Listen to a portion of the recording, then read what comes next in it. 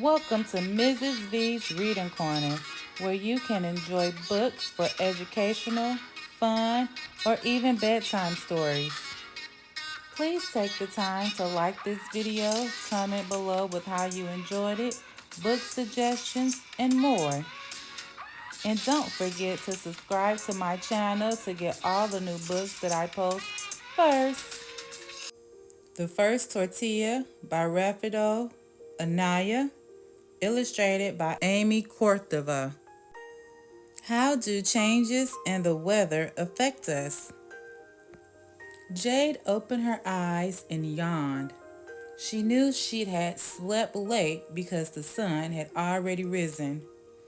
Time to awaken, precious Jade, her mother whispered. She was crushing dried chili pods and matati. Time to greet the sun, her father said. He was waving a basket. Each day, Jade's parents went to the village market to sell their colorful baskets. Jade jumped out of the hammock and greeted her parents. After breakfast, she hurried outside to water the garden. A huge volcano towered over Jade's village. On the peak of the mountain lived the mountain spirit. When the mountain spirit spoke, the earth rumbled and smoke filled the sky. Sometimes burning lava poured over the mountainside. Jade said a prayer. Mountain spirit, send us rain. Our beans and squash plants are dying. She picked up a clay pot and walked to the lake. Jade greeted the other village girls who were also collecting water. The once beautiful lake was almost dry. She filled the pot and returned to the garden. As she worked, a lovely blue hummingbird flew in front of her. You must go to the mountain spirit and ask for rain, the hummingbird whispered, and you must take a gift. Her father had told her the small birds brought messages from the mountain spirit. Jade knew she must listen. The path is very dangerous, she said. I will guide you, the hummingbird replied. Jade ran back into the hut. What is it, my daughter? Her mother asked. Jade told her parents what had happened. Her mother smiled and said, a blue hummingbird flew over your crib when you were born. It was a special sign. Why don't the rains come? Jade asked her father. Years ago, we had rain and good harvests, but the people forgot to thank the mountain spirit. We did not take gifts to the mountain. Now it is angry, and there is no rain. I can take a gift of food, Jade said. Her father shook his head. A girl cannot climb the mountain. You will fall from the cliffs like a bird without wings. Our gardens are dying, her mother said. Soon we must leave our home in search of food. That will be the end of our way of life. Jade grew sad. She knew the people did not want to leave their village.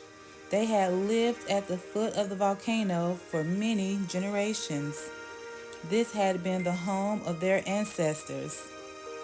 When her parents were gone to market, Jade walked the garden, wondering what she could do to help her village. The blue hummingbird appeared again. The mountain spirit will listen to you, the hummingbird whispered. Can I do it? Jade asked. Her father had said that she might fall from the cliff like a bird without wings. But if she didn't go, the entire village would suffer. Yes, I will go, she decided. She warmed a bowl of beans and squash and sprinkled chili peppers on the food. I hope this pleases the mountain spirit, she said. She gathered a rebozo around her shoulders and followed the hummingbird up the narrow path. Suddenly, the mountain shook and borders came crashing down. This way, the hummingbird cried. Jade jumped aside, and the boulders missed her. Finally, they arrived at the home of the mountain spirit, where butterflies danced among a rainbow of flowers. A waterfall cascaded into a clear blue lake. Why have you come? The mountain spirit asked. Thunder and smoke filled the sky. I came to ask for rain, Jade replied. Without rain, our plants will die and we will starve. Your people no longer honor me, the mountain spirit said. I have not forgotten you, Jade answered. I brought you a gift. She uncovered the bowl of beans and squash. A pleasant aroma filled the air. The mountain spirit was pleased. You are a brave girl. I will send rain, and I will give you a gift. You may have the food the ants store in the cave. Jade looked at the ants scurrying on the ground. The ants carried pebbles, Jade said. Look closely. The mountain spirit whispered. Jade fell on her knees. What are you carrying? She asked the ants. This is corn, one ant replied. Taste it. Another ant said, offering a kernel. Jade chewed the corn. Oh, what a sweet flavor, she cried. Where does it come from? It grows here on Corn Mountain. We gather the grains and store them in a cave. Come with us. Jade followed the ants into the cavern. On the floor, she found piles of corn. Corn is a gift from the mountain spirit, the ant said. Take all you want. Jade gathered the corn in her rebozo. She thanked the mountain spirit. She thanked the hummingbird for guiding her, and she thanked the ants for sharing their corn. Then she carefully made her way down the mountain with her prize. Her parents had returned from the market. Jade entered her home and spilled the corn on the floor. What is this? Her father asked. Corn, Jade cried. The mountain spirit gave it to me. Here, taste it. Her father chewed a few dry kernels, and the corn softened with each bite. It was sweet and tasty. Good, said her father, but hard to chew. I will boil the corn in a clay pot, said her mother. It will make pozole. When the pozole was ready, Jade's father tasted it. Wonderful, he exclaimed. We must thank the mountain spirit for this food. They scattered kernels of corn in their garden and said a prayer of thanks. That afternoon, clouds gathered on the mountain peak. Soon, a gentle rain fell. Later in the season, corn plants pushed through the earth.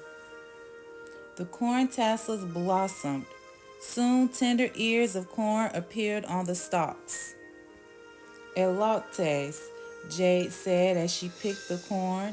That evening, they ate corn, beans, and squash flavored with red chilies. When the corn was dry, Jade placed some kernels in matati and crushed them with mano. She sprinkled water on the cornmeal. The gruel was thick, like dough. Masa, Jade said. She patted the masa back and forth in her palms until it was flat and round. Then she placed it on a hot stone near the fire. While they were eating, they smelled the masa cooking on the hot stone.